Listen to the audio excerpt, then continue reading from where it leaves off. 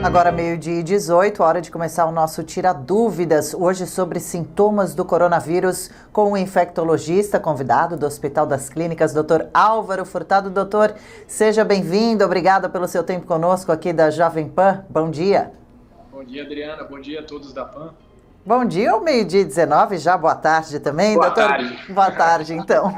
Eu gostaria que o senhor, por favor, começasse contando para a gente, antes da gente ir para as perguntas dos ouvintes, falar sobre os sintomas novos e intermináveis, parece, do coronavírus, sobre a campanha #HCConvida nas redes sociais, como tem sido a adesão e os resultados, e também sobre como funciona o site www.viralcure.org/HC. Esse é o caminho, esse site é o caminho para doações. As doações como andam nesse período, enquanto a gente fala, quem nos acompanha por imagem, vê um pouquinho aqui da #HCConvida, do site, do caminho para acessar.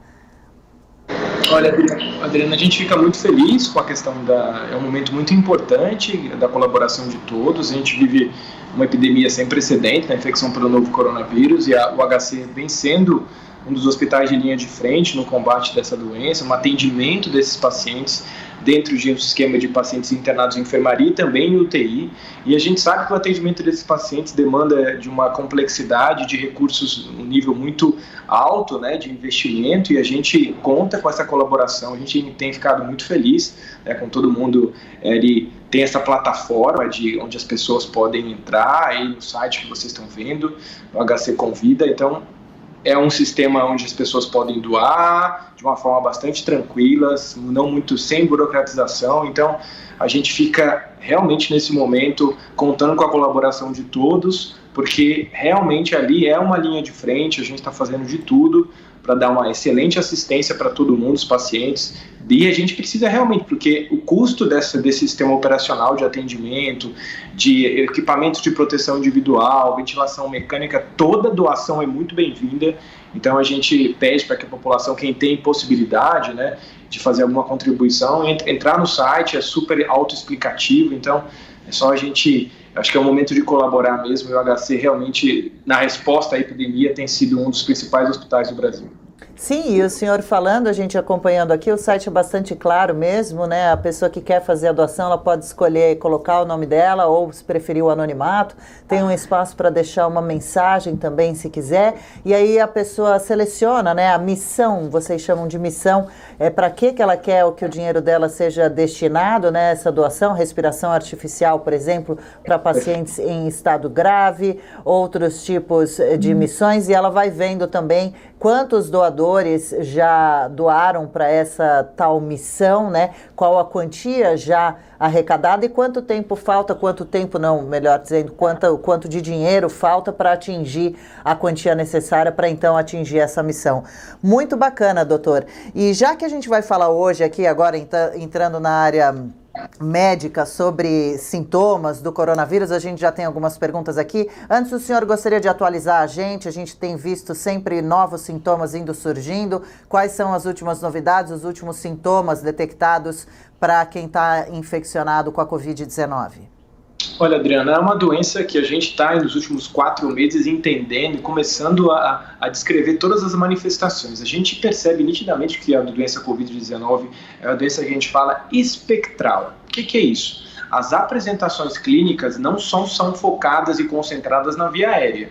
A gente tem manifestações fora da via aérea superior e inferior do pulmão, manifestações na pele, a gente vem descrevendo, né, recentemente, manifestações no sistema nervoso central, no coração, até na parte renal. Então a gente vê que é uma doença que pode assumir um nuance de grande gravidade e com o acometimento de outras topografias sem ser a via respiratória. Então é um grande desafio para quem está na linha de frente reconhecer essas manifestações, né? Também os sintomas gastrointestinais, né? A gente descreve como a perda do olfato, do paladar, diarreia, dor abdominal. Então, não são só sintomas respiratórios. Também a gente vê outras alterações que quem está ali atendendo os pacientes tem que prestar atenção, e até propriamente os pacientes que estão tendo sintomas tem que ficar atentos também com alterações fora desse principal local que é o pulmão.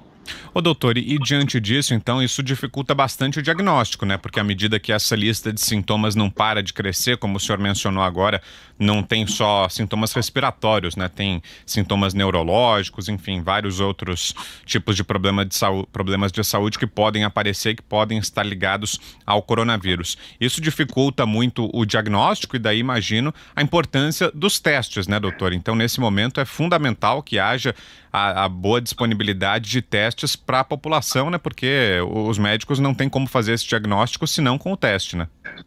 Muitas vezes é um desafio o diagnóstico. Obviamente, alguns sintomas mais clássicos nos orientam a fazer o diagnóstico. Alguns achados de raio-x, tomografia também podem ser muito sugestivos da doença. A história de ter tido um contato recente também é um marcador muito significativo para a gente pensar na Covid-19, quem teve uma história de contato.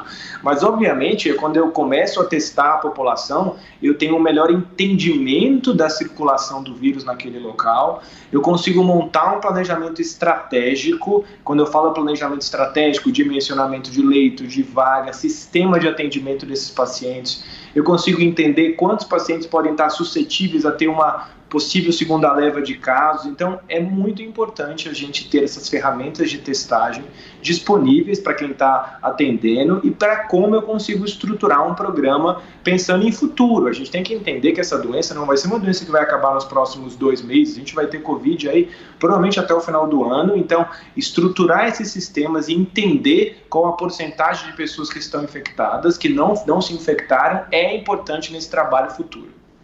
Agora, doutor, então vamos à primeira pergunta de um ouvinte que nos acompanha. Ele mandou por escrito, pergunta do Ralph de Embu das Artes. Obrigada, Ralph, por participar. Ele diz assim: olá, Adriana, todos nós aqui, gostaria de perguntar ao doutor do HC, doutor Álvaro, se as informações que circulam nas mídias de que a causa morte da Covid-19 não seria pneumonia aguda, mas sim embolia e trombose pulmonares, segundo infecções das artérias e vasos sanguíneos, que poderia ser tratado que poderiam ser tratados com anti-inflamatórios e anticoagulante. Isso confere após autópsias terem demonstrado esse fato na Itália? Será, doutor Álvaro, que o senhor conseguiu entender essa pergunta do Ralph? É um pouco extensa, entendeu? Entender. A pergunta do Ralph é bem interessante, né?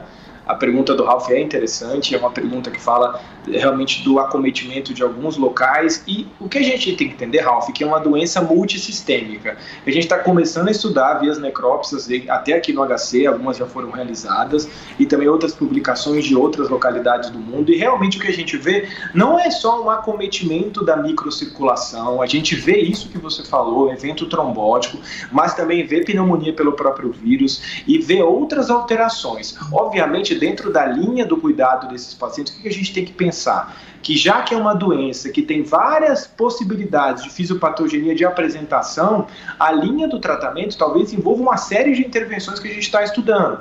Como você falou, a anticoagulação, uso de drogas anti-inflamatórias, ter alguma droga antiviral. A gente tem que lembrar que a doença, ela se apresenta em fases, e em cada fase eu posso ter uma lesão. Na primeira fase, a lesão direta pelo próprio vírus, depois numa segunda fase, alteração do sistema de coagulação, a resposta inflamatória mais exuberante. Então, isso abre espaço para várias intervenções que a gente ainda tem que estudar e, com muita cautela, transferir esses estudos para a prática clínica.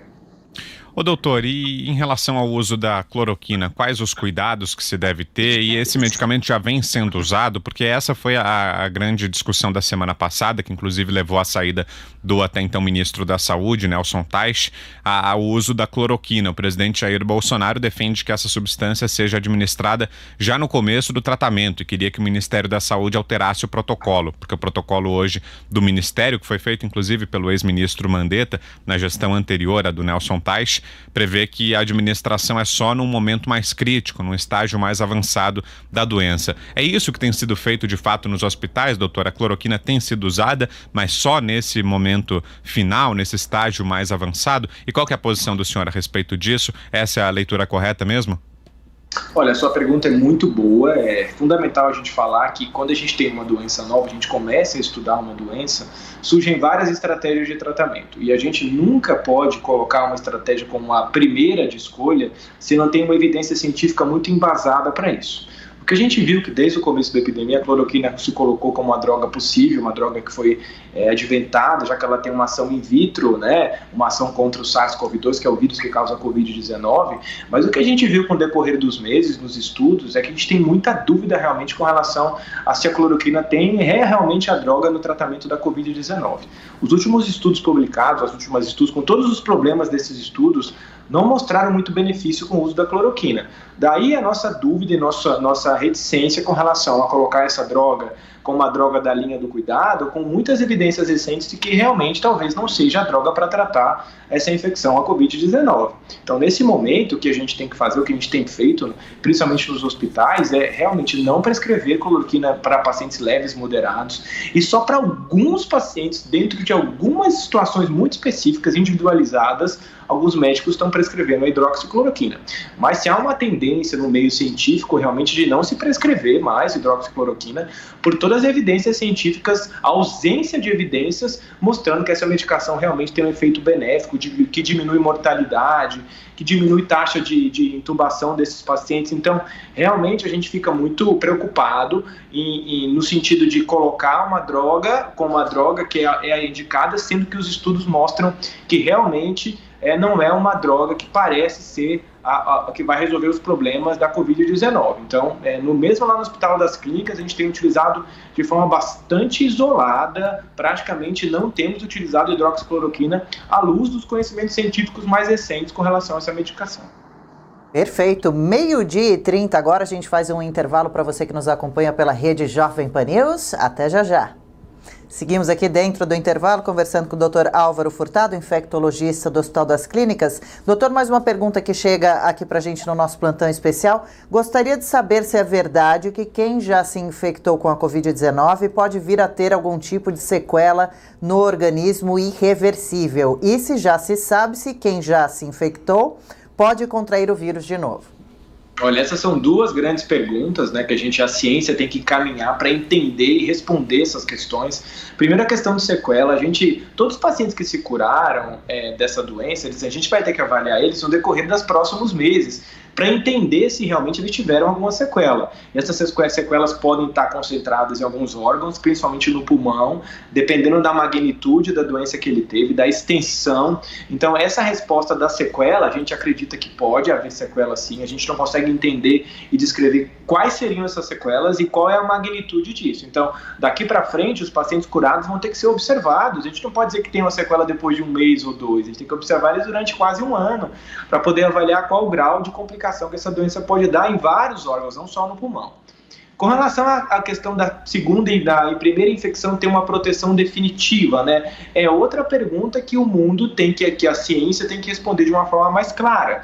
A gente acredita que essa primeira infecção possa ter realmente um papel de proteção numa provável segunda exposição. Mas a questão será que isso é verdade para todo mundo? Será que essa imunidade que a gente tem da primeira, ela é duradoura para o resto da vida? Será que essa resposta de anticorpo ela é igual para todas as pessoas? Então, tudo isso, realmente a gente dá uma resposta agora certeira, a gente não consegue. A gente tem que torcer realmente para que essa primeira infecção dê uma proteção total para uma segunda exposição. Mas a gente não tem ainda essa resposta que a primeira infecção é um passaporte de imunidade. Se você tiver, você nunca mais vai ter coronavírus. Então, é isso que a gente tem para responder com os conhecimentos científicos hoje, que a gente tem até maio de 2020. Perfeito, a gente conversou com o Dr. Álvaro Furtado, infectologista do Hospital das Clínicas, tirando dúvidas sobre os sintomas do coronavírus, os novos sintomas do coronavírus também. Obrigada, doutor, pelo seu tempo com a gente. Boa segunda-feira, boa semana, parabéns pelo trabalho, força aí e também pelo site, pela campanha HC Convida. Obrigado e todo mundo, ótima semana para todo mundo aí. Ótima semana, valeu.